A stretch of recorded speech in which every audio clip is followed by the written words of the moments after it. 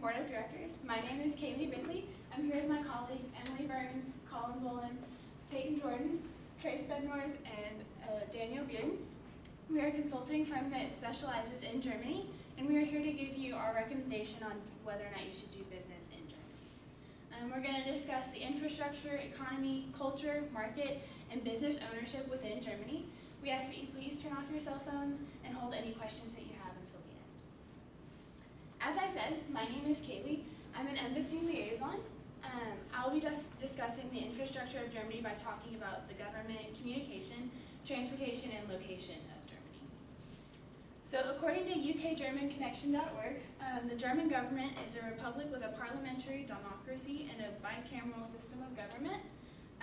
The federal government consists of the chancellor and its ministers, which are drawn from the federal parliament.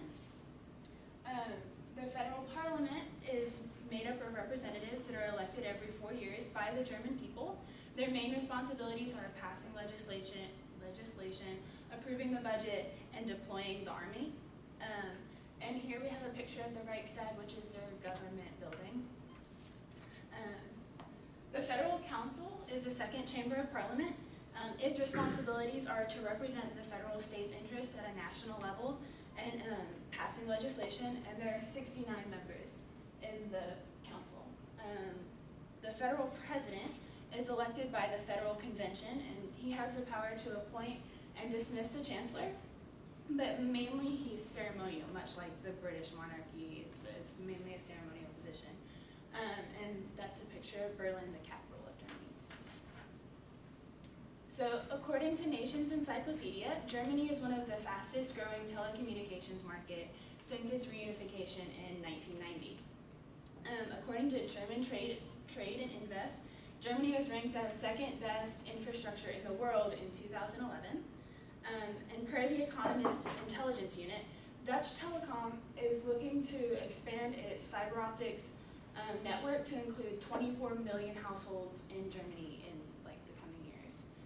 It's also looking to provide a combination of technologies such as mobile communications, fixed line and IP and Wi-Fi based infrastructures, and developing hotspot cities. So cities where there's Wi-Fi available all over, and they established one. I'm blanking on which one it was, but they're working at developing major cities throughout Germany that have this kind of access. Also, according to German Trade and Invest, Germany has 3 of the largest ports in Europe: Hamburg, Bremerhaven, and Duisburg. It also has access to the Rhine and Elbe rivers, so it has access to barge transportation, which allows for easy transportation of goods. There's also a dense domestic and international airport, making travel within the country and in and out of the country easy. There are also 37,900 kilometers of railways that allow in-country travel to be really easy and accessible. However, according to the Washington Post, the conditions of these roads and railways are possibly deteriorating. That was as of 2011. I've seen a lot of really positive articles since then as well. So I discussed the infrastructure of Germany by covering the government, communication, transportation, and location of Germany. I'm going to hand the presentation over to Emily. Hi, as Kaylee said, my name is Emily. I'm an economist, and I'm going to be talking about Germany's GDP, debt, and standard of living. Now, I decided to show you Germany's numbers alongside the US, because otherwise I would just be throwing numbers at you with no context, and this way it's a little bit easier to see what's happening. According to the World Bank, the GDP of Germany in 2014 was a little over $3.8 trillion US. They have the 4th largest GDP in the world. They only trail behind the US, China, and Japan.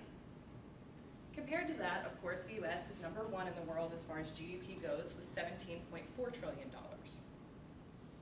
Now, the next few facts are going to be according to the CIA. The 2015 unemployment rate in Germany was 4.8%.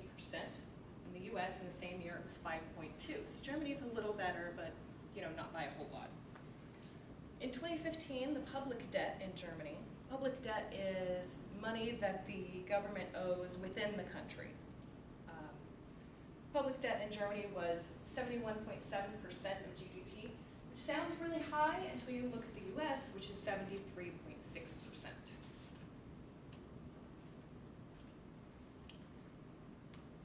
Sorry. The poverty rate in Germany in 2010, which is the percentage of the population that lives below the poverty line, is 15.5%. Also, this sounds high. It's a little bit higher than the United States in the same year, which was 15.1%. So they're very similar. The external debt in 2014, which is money that the government owes to other countries, was $5.6 trillion in Germany. It's the fourth highest in the world. The US, of course, is much, much higher. They're first in the world with $17.3 trillion in debt. The inflation rate in 2015 in Germany, according to inflation.eu, is 0.28%. It's the lowest that Germany has had in 60 years. Comparatively, the United States has an inflation rate currently, or at the end of 2015, of 0.73%. Now the US's inflation rate has jumped wildly in the past 10 years, ranging from 0.09% to 4.08%, just in the last 10 years. A lot of that has to do with the crash in 2008, but again, it's not very stable. Now, another way to look at standard of living and economy of Germany is the United Nations Human Development Index. They look at not just GDP, but also life expectancy, years of schooling for both adults and children, and gross national income per capita. According to the UN, when you look at all of these factors, Germany is the 6th in the world, whereas the US only comes in at 8th. So to summarize, while the US has a higher GDP, Germany has much less debt, a lower and more stable inflation rate, and a higher standard of living. So now I'm going to pass off to Colin. Hi, like Kaylee said, my name is Cullum, and I am an expat from Germany. I'm going to be talking about Germany's culture by explaining their business etiquette, language, and dress code. So according to business culture, Germans are considered masters of planning.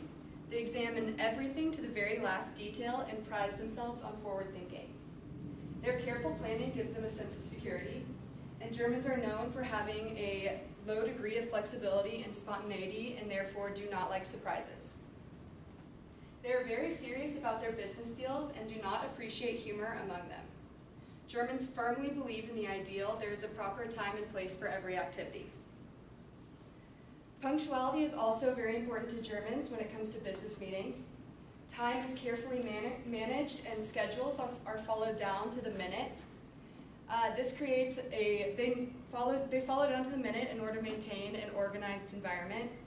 And in order to follow these strict schedules, it is important to plan a meeting a week in advance at least. And if you need to cancel, then call with an explanation, because canceling a meeting last minute can really jeopardize your business relationship.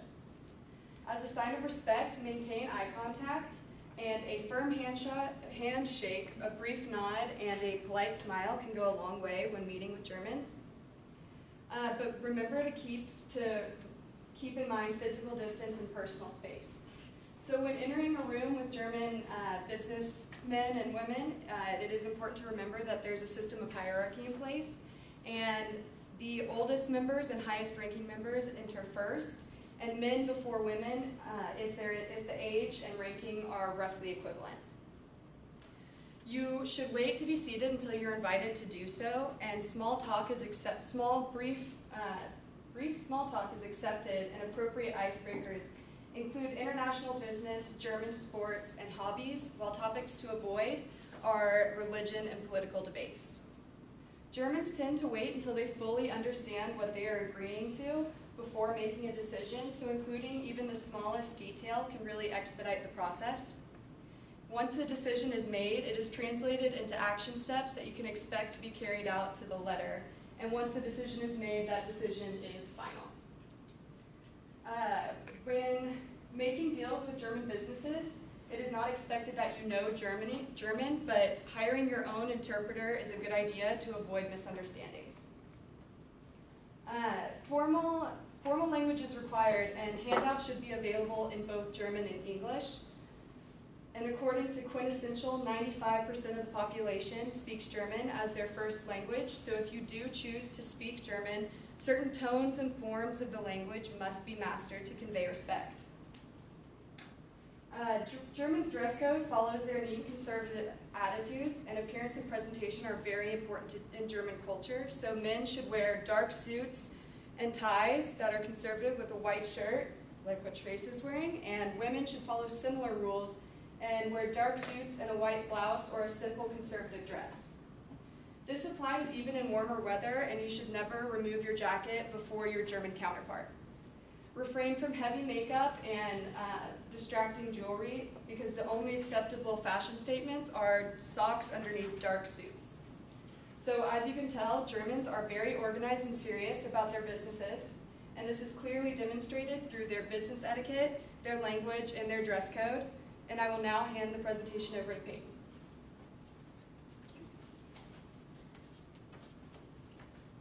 Hi, my name is Peyton, and I'm also a German expat. And today I'm going to talk to you about religion in Germany and its importance, as well as recreational activities, specifically sports and events that are held in Germany.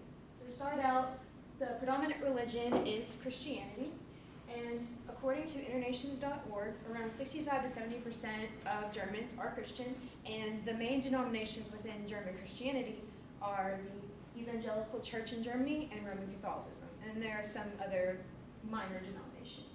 So you may be surprised to know that in the eastern region there is a high population of declared atheists. And the reason for this is because of the communist regime of the German Democratic Republic. And they frowned upon religion, so that's why today there are still people who are declared atheists. And Islam is around 4% of the population, Judaism and Buddhism are less than 1%. Now to talk about sports. Sports clubs are very much emphasized in Germany. Around 27 million people belong to one there. And it's a great way to socialize, especially for expats, because you get to meet the locals and learn about the culture by participating in team sports. And football or soccer, is by far the most popular sport in Germany. And according to Germany.info, the Bundesliga is the top league in German football. And the national team has won 4 FIFA World Cup trophies, the latest one being in 2014. And then some other sports that are listed here, you have basketball there, tennis, boxing, handball, racing, etc.